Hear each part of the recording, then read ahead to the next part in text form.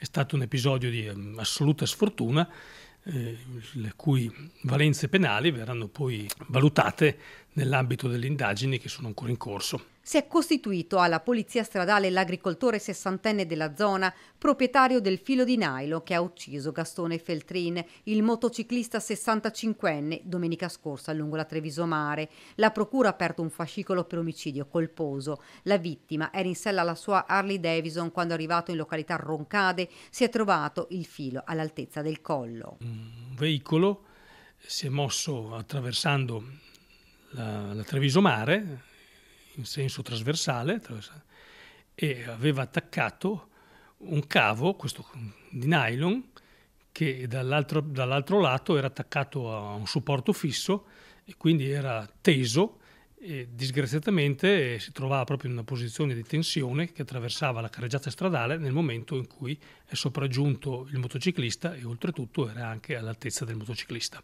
Nulla da fare per il motociclista, l'impatto devastante, il filo teso da una parte all'altra della strada, lo ha decapitato. Immediatamente sono scattate le indagini della polizia stradale intervenuta sul posto, la tempestiva attività di sopralluogo, l'acquisizione dei filmati e gli accertamenti effettuati hanno consentito di mettere insieme tutti i pezzi del puzzle.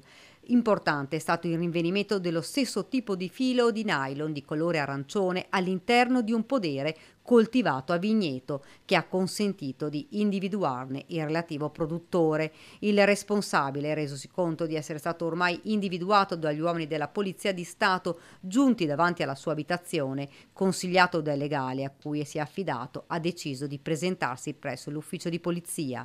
L'uomo è stato deferito per omicidio stradale ed omissione di soccorso.